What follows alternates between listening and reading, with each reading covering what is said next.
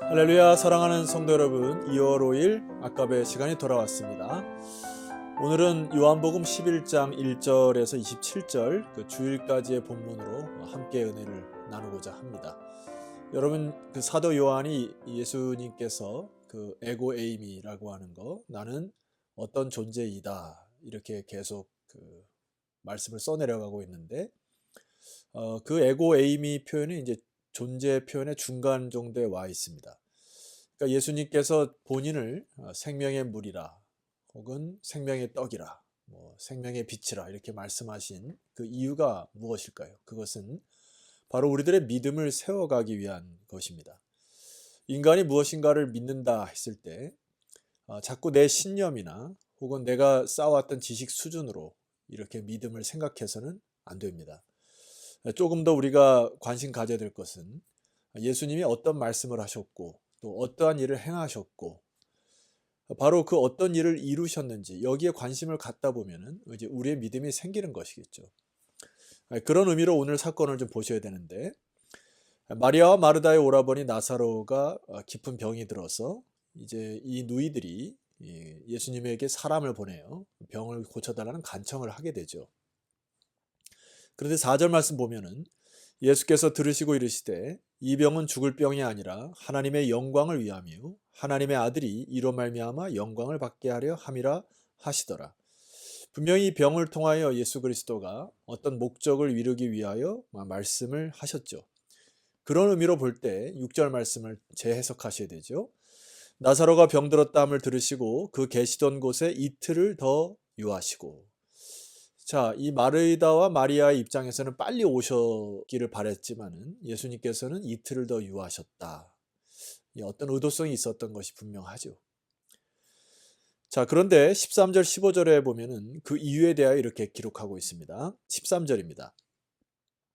예수는 그의 죽음을 가리켜 말씀하신 것이나 그들은 잠들어 쉬는 것을 가리켜 말씀하신 줄 생각하는지라. 14절 이에 예수께서 밝히 이르시되 나사로가 죽었느니라.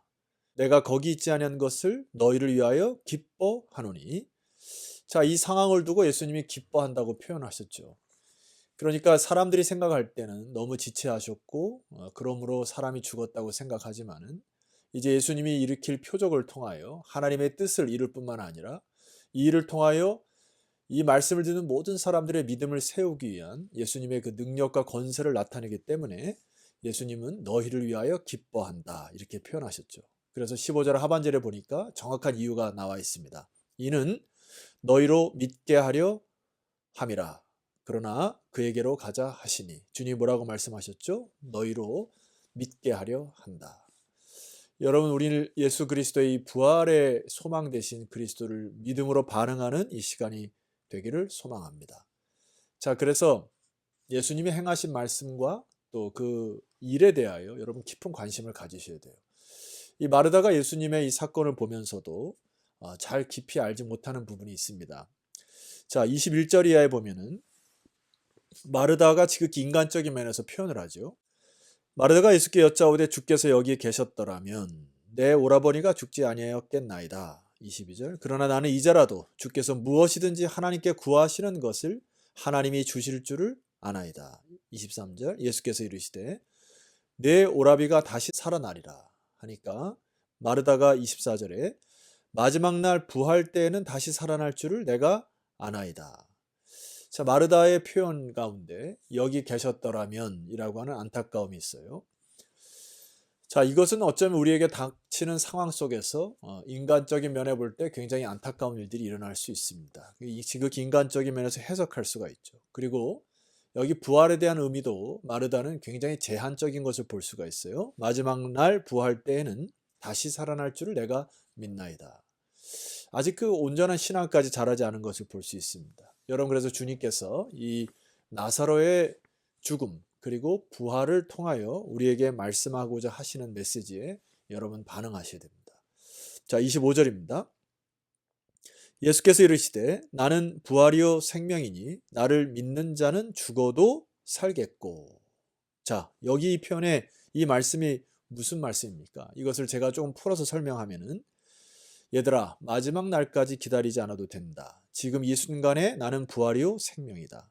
나를 믿는 자는 육체적으로 비록 나사로가 죽었을지라도 다시 살아날 것처럼 너희도 살아날 것이다.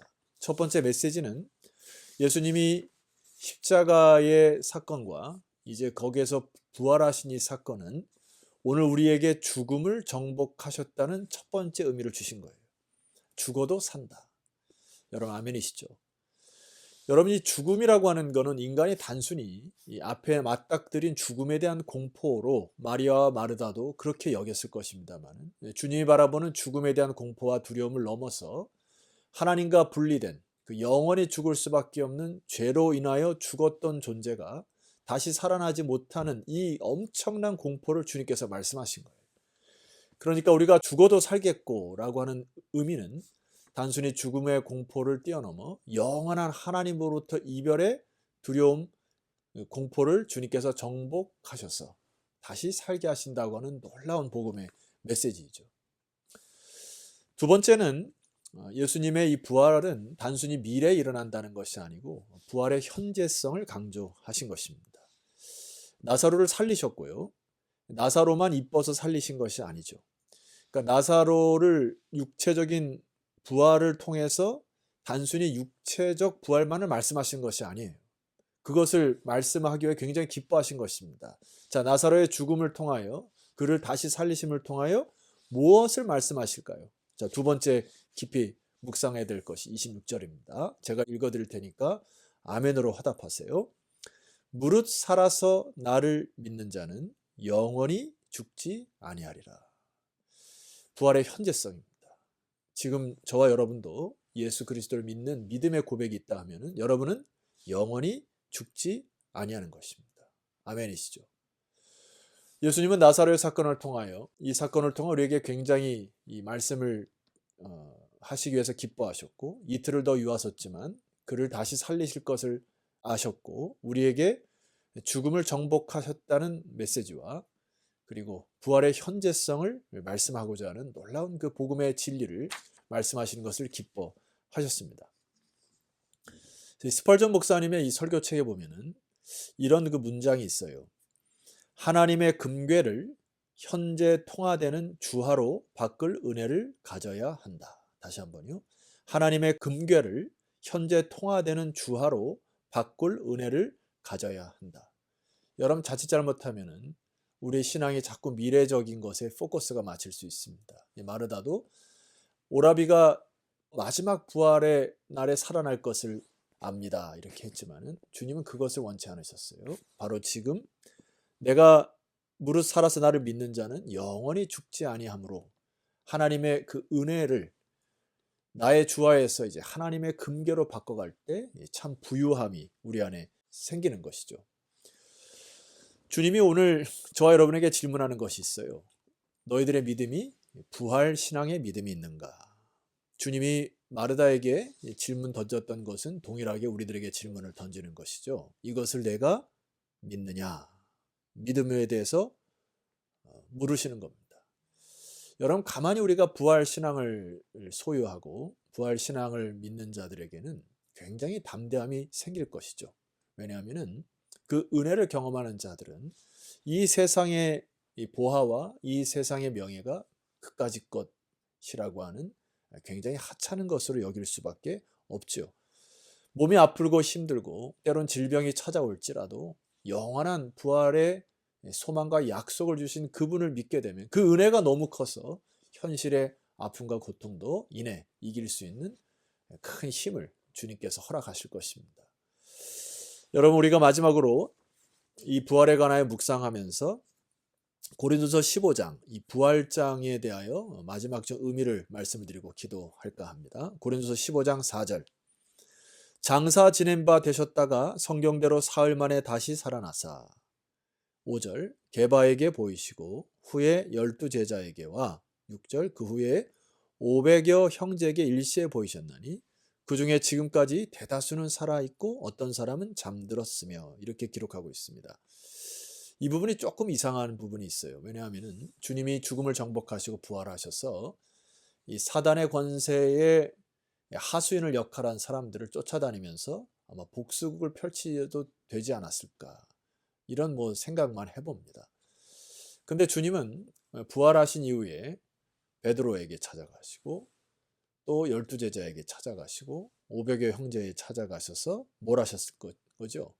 바로 부활의 신앙을 그들에게 심어주고 싶었던 것입니다. 결과적으로 그들을 통하여 전 세계에 복음이 퍼지는 이 부활 신앙의 놀라운 그 축이 다시 세워져서 이들은 부활 신앙으로 죽음을 두려워하지 아니하는 하나님의 자녀로 제자로 성장하여 하나님의 나라가 펼쳐지는 교두보 역할을 감당하게 된 것입니다. 오늘 주님은 하나님의 성령을 통하여서 저와 여러분에게도 부활 신앙을 주시고자 하시는 분입니다. 베드로에게, 제자들에게, 500여 형제에게, 오늘 이 방송을 듣는 모든 주의 백성들이 하나님의 그 영광 가운데, 은혜 가운데 부활 신앙을 회복하여 다리 놓는 사람들의 역사를 이루어다오라고 하는 부탁으로 주님께서 말씀하십니다. 부활 신앙을 회복하셔서 다시 일어서십시다. 기도드리겠습니다. 하나님 아버지 감사합니다. 인간이 평생 동안 죽음의 공포와 또 영원한 그 사랑과 소망으로부터 떨어질까 두려워 살지만은 주 예수 그리스도께서 죽음으로 또 모든 그 죽음의 공포를 이기시고 부활로 우리들의 모든 것을 소망으로 삼아주시니 감사합니다. 이제는 이 부활 신앙으로 하루하루 믿음으로 기쁨으로 담대함으로 살아가는 주의 백성들 되게 하옵소서. 예수 그리스도 이름으로 기도드렸사옵나이다. 아멘. 자, 성도 여러분, 내일은 거룩한 주일입니다. 우리가 함께 모여서 하나님의 영광과 임재를 사모하고 또 공동체성을 회복하여 하나님이 이곳에 임하시는 그 놀라운 주의 영광을 경험하는 복된 주일이 되시기를 소망하면서 내일 여러분 현장으로 또 온라인상에 어쩔 수 없이 예배 드리는 분들 함께 만나서 예배를 드리십시다. 내일 뵙겠습니다.